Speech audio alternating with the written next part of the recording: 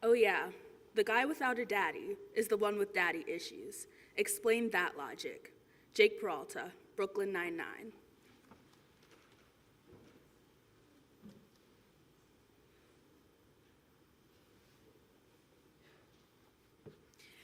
The best revenge is massive success.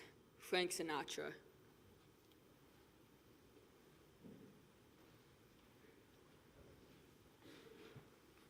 If she could put the hollow ache that haunts her into words, she would tell him, I miss the father you never were.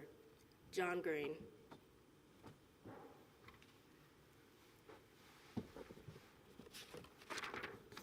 Good morning. My name is Bella Matson, and I'm a sixth form day student from Granby, Connecticut. I was born on March 4th, 2004, and 3 weeks later, my father decided he couldn't be a dad. Well, actually, years later, I found out that wasn't true. He could be a dad. He just wouldn't be my dad.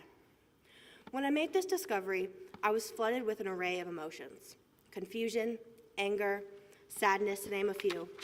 But mostly, I was just hurt. Why not me? If he was going to settle down with a wife and kid, why couldn't I be that kid? I distinctly recall when the TV show Friends had a resurgence in popularity while I was in the 4th grade. I remember watching the episode where Rachel gives birth to her and Ross's daughter. Chandler's ex, Janice, who is also having a baby, talks to Rachel about her own experience with her daughter and how her ex-husband had gotten remarried and had other children. She said that sometimes she felt like a starter family. I realized that was me she was talking about. I was that starter family. I was something you could just leave behind.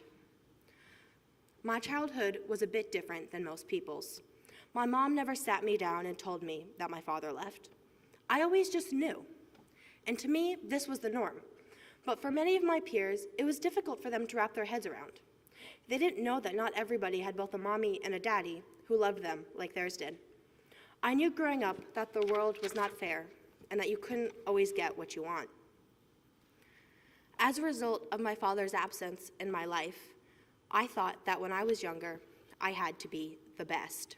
Or else, he was right. I wasn't enough. I wasn't worthy.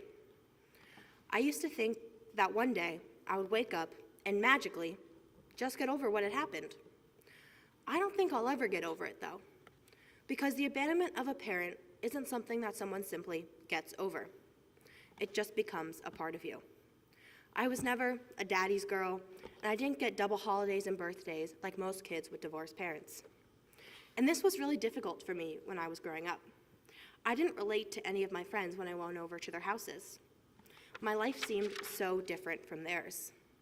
Honestly, I was jealous. Why did they get to live the life that I never would? Did they do something to deserve a dad that I didn't? What had I done wrong? I just didn't get it. I couldn't understand how a father could just leave his newborn child, his baby girl, me. Was it quite enough? Sometimes, when people learn that I don't have a relationship with my father, they will ask if I ever want to reach out or have a relationship with him. The answer to that is no, because I met my father once when I was 5. I can still remember sitting across from him in that Friendly's booth. I remember asking him point blank why he left. I don't know if he did not know why or didn't think a 5-year-old could handle the answer, but for whatever reason, he decided to tell me he went on vacation. Staying true to a 5-year-old's logic, I responded saying, when people go on vacation, they come back. You didn't come back. After that, I had nothing more to say to him. He's just a man I share some DNA with, and were we to pass one another on the street, I doubt he would even recognize me. I've thought back to that day many times. Was there a real answer to my question? Was there an explanation out there for a father to not want to be a part of their child's life? Was there a reason my father didn't want to see me blow out my candles on my first birthday or lose my first tooth? It's taken years, but I've come to the conclusion that I wasn't the one who messed up. I didn't do anything wrong. What I've learned is that love isn't just a word, it's a verb. It's an action, and it's not expressed through absence. However, knowing all this doesn't make it easier. The pain, that hole he left, will always be there. Not a day goes by where I wake up and don't think, what would have happened if he had stayed? Who would I have been if he had stayed? Would I live in Connecticut? Would I even go to Westy? Probably not. I wouldn't be me. And I like being me. I liked growing up in Granby, and I love the family that my mom and I have made together.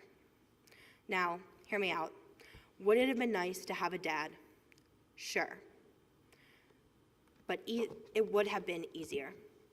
But easier doesn't always mean better. Thank you.